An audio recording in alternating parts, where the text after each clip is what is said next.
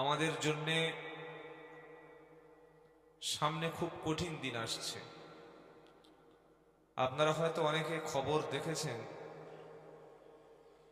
আজকেরই ভারতবর্ষের parliament joint committee যেটা আছে, জেপিসি যেটাকে বলা হয়, এই কমিটিতে ওয়াকফ বিল তারা পাশ করিয়ে নিয়েছে। বাকি আছে পার্লামেন্টে পাশ করানো। এটা পাশ করে নেবে। পাশ যখন হয়ে যাবে, আমাদের যে মসজিদ, আমাদের যে মাদ্রাসা, আমাদের যে ঈদগাহ, আমাদের যে খানকা, যত কবরস্থান বা যত মাজার বলে যা কিছু আছে, প্রত্যেকটা জায়গা চলে যাবে কেন্দ্রের হাতে। এটা আপনারা অনেকে হয়তো খেয়াল করেন নাই। যাওয়ার পরে মসজিদ মসজিদ লেখা থাকবে, মাদ্রাসায় মাদ্রাসা লেখা থাকবে, কবরস্থানে কবরস্থান লেখা থাকবে, কিন্তু দখল আপনার হাতে থাকবে না। কি বলছি বুঝতে পারছেন না? কোনো মানুষ যখন একজন মেয়েকে বিয়ে করে এবং একটা ঘর তৈরি করে, সেই ঘরের সমস্ত দায়িত্ব, ঘরের মালিকানা যিনি বেঁধেছেন, যিনি ঘর করেছেন, তার থাকে তো, নাকি অন্য লোকের কাছে থাকে? অন্য লোক যদি বলে আমি চাবি দিলে তবে ঘর খুলবি, আমি যখন ঘরে থাকতে বলবো থাকবি, আর যখন বলবো বার হ বার হবি, তার মানে ঘরের মালিক কি আপনি? হ্যাঁ বা না? একটু মুখটা খুলুন। কি গো, ঘরের মালিক আর আপনি থাকবেন? থাকবেন না। এটা যেমন সহজ করে বুঝে নিলেন, এই মুহূর্তে ভারতবর্ষের সবচাইতে বড় সম্পত্তি যেটা রেলের সম্পত্তির পরে, রেল সেটা হলো মুসলমানদের ওয়াকফ সম্পত্তি, মুসলমানদের বাবার সম্পত্তি, আল্লাহর জন্য লিল্লাহিয়াত সম্পত্তি, ওয়াকফ। মসজিদটা ওটা কোনো বাবার মসজিদ? কেউ মসজিদ দান করে বলতে পারবে হ্যাঁ আমার বাপ মসজিদ করে দিয়েছে? বলতে পারবে? মসজিদই হবে না। কেউ যদি ঈদগাহ দান করে বলে আমার দাদুর জায়গা, তোরা ঈদের নামাজ পড়বি না, বলতে পারবে? পারবে না। ঈদগাহ, মসজিদ, কবরস্থান, মাদ্রাসা, এই জায়গাগুলো সব ওয়াকফ করে দেওয়া হয়। তো সেই জায়গার কন্ট্রোলটা কেন্দ্রীয় সরকার নিজের হাতে নিচ্ছে। নেওয়ার পরে নিজেদের ইচ্ছা মতো আপনাকে খুশি নামাজ পড়তে দেবে, মন না চাইলে ঈদের নামাজ বন্ধ, মনে করলে আপনার কবরস্থানে কবর দিতে দেবে। যদি বলে যে এই লাশটাকে আজকে দাফন করতে দেব না, এবার আপনি কি করবেন? হয় শ্মশানে যাবেন, আর তা না হলে ঘরে রেখে দিতে হবে। আর আমরা তো আর নবী নয় যে আমাদের লাশ কিয়ামত পর্যন্ত টাটকা থাকবে। কি বলছে বুঝতে পারছেন না? পচবে, বাড়িতে বাপকে পচিয়ে মারবে। তো এইরকম একটা পরিস্থিতি যখন চলছে, তখন আমাদের ভারতবর্ষের মুসলমানদের কতটা ঐক্য থাকা দরকার ছিল। এই কথাটা কেন বলছি? আপনারা প্রত্যেকে জানেন যে কৃষক বিল পাশ হয়েছিল। জানেন কি? কৃষকদের বিরুদ্ধে একটা বিল এসেছিল, জানেন না? কৃষক, চাষীদের বিরুদ্ধে।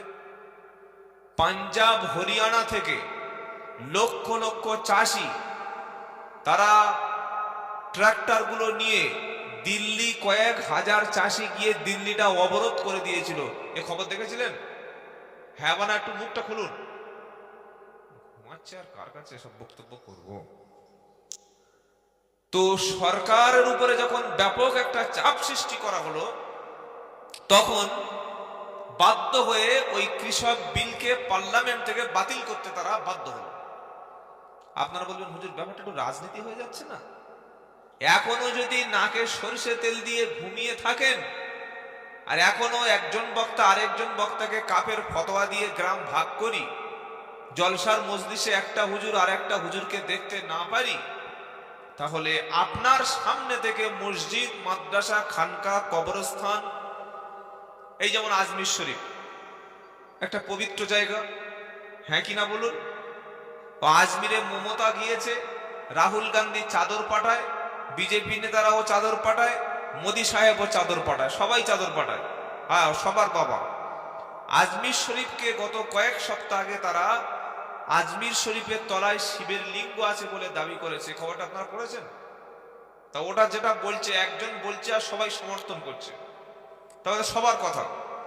আজমির শরীফে শিবের লিঙ্গ দাবি করেছে, কালকে যদি বলে ফুরফুরা শরীফ দাদা হুজুরের কবরের নিচে শিবের লিঙ্গ আছে, এটা বলা কি কোনো তাদের কাছে কঠিন? আপনি কি করবেন? আপনি একটু রাস্তায় তকবির দিলেন, কিচ্ছু করতে পারবেন না, কিচ্ছু করতে পারবেন না। কারণ আমাদের মধ্যে হাজার ফেরকা, হাজার দল। আল্লাহ এক, রসুল এক, কোরআন এক, কিবলা এক, আমাদের কিতাব এক, নবী এক, বাপ এক, সব একদিকে ফিরে নামাজ পড়ি আর দল ভাগ। এই যে ভাগাভাগিতে আমরা অভ্যস্ত হয়ে গেছি না, একটা তবলিগ বললে আমরা হাততালি দিই, একটা ফুরফুরা সিলসিলার মানুষ বললে আমরা মজা নিই, একটা বেরেলি রোড অ্যাক্সিডেন্টে মারা গেলে আমরা আলহামদুলিল্লাহ বলি, একটা আলে হাদিস পুড়ে মরে গেলে আমরা তাকবীর দিয়ে নিজেদেরকে ধন্য মনে করি। তো এই যদি আমাদের মুসলমানদের অবস্থা হয়, তাহলে আমাদের অবস্থাটা কোন জায়গায় গিয়ে পৌঁছাবে বুঝতে পেরেছেন? আর একটা কথা বলি, তাহলে এটা আমাদের ঐক্যের প্রয়োজন। বলে যে এখন করণীয় হলো এই যে আমাদের অকাপ সম্পত্তি বাঁচানোর জন্য আপনাকে দুটো সিদ্ধান্ত এবং আমাকে নিতে হবে। হয় আপনি রোহিঙ্গাদের মতো বেঁচে থাকবেন এদেশে, সেটা ঠিক করে নিতে পারেন, যে আমার বাঁচিয়ে রাখলে হবে, মসজিদ চলে যায় যাক, মাদ্রাসা চলে যায় যাক, খানকা চলে যায় যাক, ঈদগাহ চলে যায় যাক, খালি আমার দুটো খাইয়ে বেঁচে রাখলে হবে, ওটা করতে পারেন। আর একটা হলো সংবিধান যেখানে অধিকার দিয়েছে সংখ্যালঘুদের ধর্ম পালন করা, সেই ক্ষেত্রে আপনি প্রতিবাদ করে জেল হতে পারে, ফাঁসিও হতে পারে, এটা হতে পারে। আর তা না হলে ওই কাপুরুষের মতো বেঁচে থাকতে হবে। এখন ভারতবর্ষের মুসলমানদের জন্য দুটো রাস্তা খোলা। এক, তারা সংবিধানের অধিকার রক্ষা করার জন্য হয় জীবন দিতে পারে স্বাধীনতা আন্দোলনের মতো, আর সেটা যদি না করে তাহলে কুকুর ছাগলের মতো ধুকে ধুকে ধুকে মরতে হবে। এই দুটোর মধ্যে কি সিদ্ধান্ত, এটা আপনারা সময় মতো করে নেবেন। কি আমরা কোনটা বেছে নেব? সত্যের পক্ষে নাকি অন্যায়ের পক্ষে থাকা? সকলে সত্যের পক্ষে গ্রামের সব লোক আছে তো? আছে? থাকলে আর এখানে জলসা হচ্ছে, আর ওখানে মেয়েদেরকে ঘুঁতো মারে, হ্যাঁ, এড়ে গরুর মতো ঘুঁতাচ্ছে, এড়ে গরুর মতো। কি গো, এখানে একটা জন ছেলে আছে? একটাও জন ছেলে আছে এখানে? কেউ নেই। কেন থাকবে? ও এখানে হুজুরের ওয়াজ করছে, বাবা জান্নাতে গেলে ৭২টা হুর পাওয়া যাবে, আল্লাহ তাআলা তোমাকে সুন্দরী নারী দেখে বিয়ে দেবে। বলছে হুজুর জান টাটকা হুর পেয়েছি, বাকি মাল খেয়ে দরকার, যে টাটকা মাল খেয়ে পেয়ে গেছি এই তাই নাম্বার নিয়ে শেষ করতে পারছি না, কবে হুর কে শুনবে? করছে কি করে না? আজকে জলসাগুলোতে লোক নাই, ওই ২-৪টা বয়স্ক লোক যাদের মরার টাইম হয়ে গেছে, কি করবে, চার দোকানে বসে প্রতিদিন ঠেলা দেয়, তা যাই শুনি। যুবক ছেলেরাও থাকে না, গ্রামের লোকও থাকে না। এখন এটা সম্পূর্ণ একটা মেলা বলতে পারে, সম্পূর্ণ মেলা। আগে ফাংশন হতো, ওই ফাংশন হলে কি হতো, মেয়েরা একটু আনন্দ করতো, ছেলেরা আনন্দ করতো, একটু এনজয় হতো, এন্টারটেনমেন্ট হতো। সেইটা ঘুরিয়ে একটা বক্তাকে দাওয়াত করে, ভাই তুই কিছু টাকা নিয়ে জানা, 2 ঘন্টা বক না, চাঁদা টাদা তুলে একটু খাওয়া টাওয়া হবে আর একটু ভালো আনন্দ হলো, সেই মেলাই আমরা করে নেব। কি বলছি বুঝতে পারছেন না? এই পরিস্থিতি থেকে আমাদের বার হতে হবে, সিদ্ধান্ত নিতে হবে। আমি সব জায়গায় গিয়ে বলি, এই আরেকটা যে স্বরূপনগর আছে জানেন তো, ওইদিকে বর্ডারের দিকে, ওখানে গিয়ে বলেছিলাম এই মেলার বিরুদ্ধে। দেখে আমার গাড়িটা বললে ভেঙে দেবো, বলে ওর গাড়িটা ভেঙে দে, দিবি দে ভাই দে। আল্লাহ নবী যদি দাঁত মোবারক ভেঙে দিতে পারে, তো আমার গাড়ি ভাঙতে কোনো ব্যাপার না। কি গো, হক কথা বললে তো গুলি পর্যন্ত করতে পারে না? তো গাড়ি ভেঙে দিবি দে। জলসায় গিয়ে দেখি 4টে লোক আর একটা কুকুর বসে আছে, 4টে লোক আর একটা কুকুর। কি, আর মেলায় কয়েক হাজার লোক আর ছেলে আর মেয়ে, আর সেজা ড্রেস মেয়েরা পরেছে।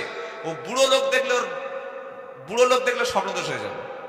যদি 60 বছরের বয়স্ক লোক ওই ড্রেসটা জলসায় দেখে কোনোদিন, সঙ্গে সঙ্গে দাঁড়িয়ে দাঁড়িয়ে স্বপ্নদোষ হয়ে যাবে, দাঁড়িয়ে ঘুম লাগবে, স্বপ্নদোষ হবে।